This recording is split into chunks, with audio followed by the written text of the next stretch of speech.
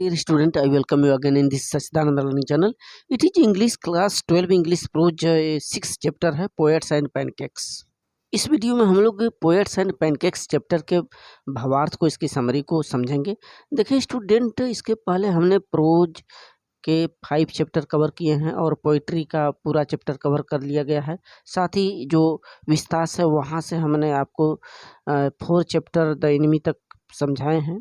यदि उन चैप्टरों के आप क्वेश्चन आंसर नहीं देखे हैं तो ज़रूर डिस्क्रिप्शन बॉक्स में जाइए, वहाँ पर हमने इंग्लिश क्लास 12 एनसीईआरटी बेस्ड का प्लेलिस्ट, उस पर सारे क्वेश्चन आंसर और हर चैप्टरों के जो भी क्वेश्चन अपलोड किए गए हैं मिल जाएंगे। और पहली बार आए तो चैनल का सब्सक्राइब कर दें student for support me also. तो पोएट्स एंड पैनकेक्स, अशोकामित्रन इसके आथर हैं।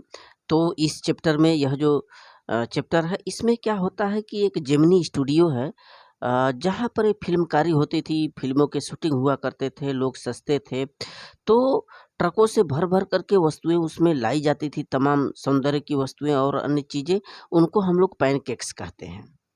तो वह जेमिनी स्टूडियो चेन्नई में स्थित था। आइए आगे हम लोग डिटेल में जानते हैं। तो the lesson is taken from the book my years with the boss, written by Ashokamitran. तो यह जो चैप्टर है, यह माई ईयर्स विथ बॉस, यह जो पुस्तक है अशोकामित्रन का, उससे ये लिया गया है। The author Ashokamitran talks about the Gemini studio in this lesson.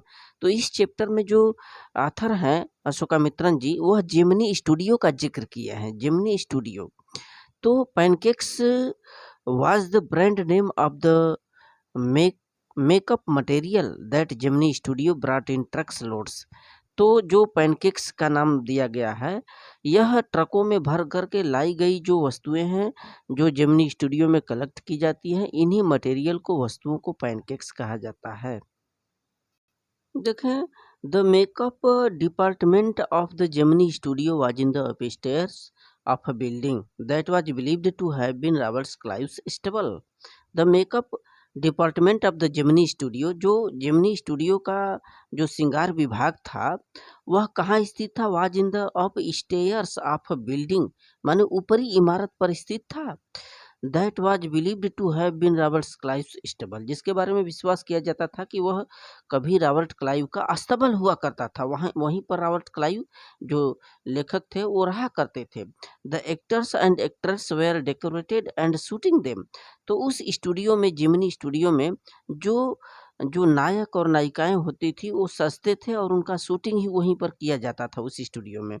The studio was full of sharp light, और पूरे तेज प्रकाश से वह परिपूर्ण होता था वह studio. The author is a poet who joins the studio become an actor and director also.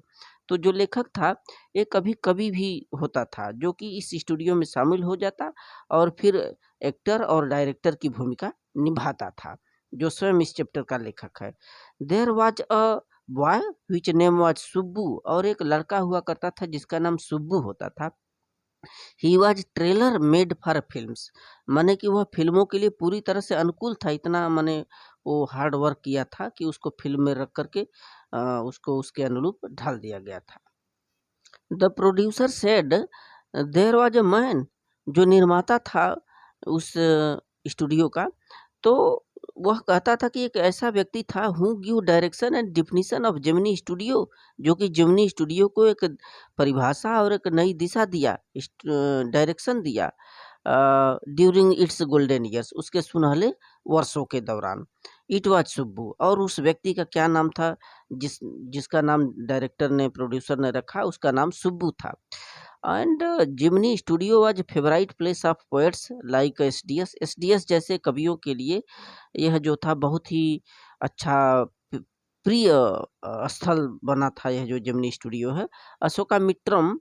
Mitran duties as studio was cut newspaper clipping on several issues and stores them in files.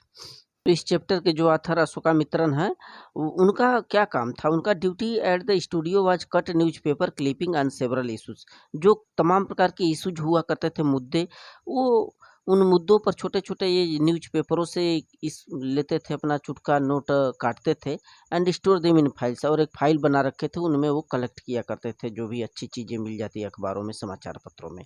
The authors saw newspaper the Hindu, तो उस दिन उनकी नज़र Hindu newspaper पर पड़ी। In this newspaper there was a short story the encounter, तो उस newspaper में एक छोटी सी पटकथा थी, कहानी थी, जिसका नाम द एनकाउंटर था। Which was not known things for Gemini literati, तो जेमनी साहित्य में बहुत जाना माना चीज वैसा था नहीं, वह लोग जानते थे इनकाउंटर के बारे में पहले से ही।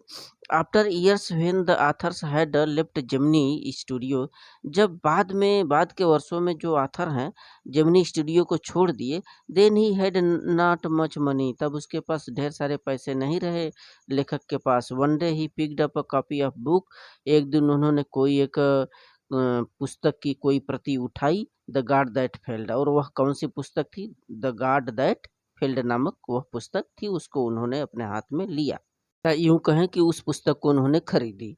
तो there was 6 separate essays on described by the authors and poets in this book, तो यह जो पुस्तक थी, उस पुस्तक में ये 6 अलग-अलग निबंध दिए होते थे, एसेज हुआ करती थी द गार्ड दैट फेल्ड पुस्तक, और जो कि आथर और पोएटों के द्वारा लिखा गया था इस किताब में।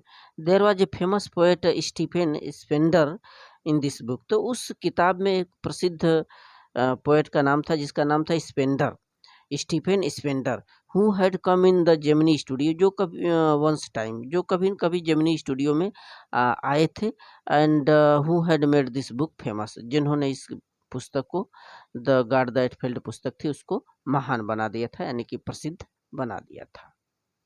So thank you student.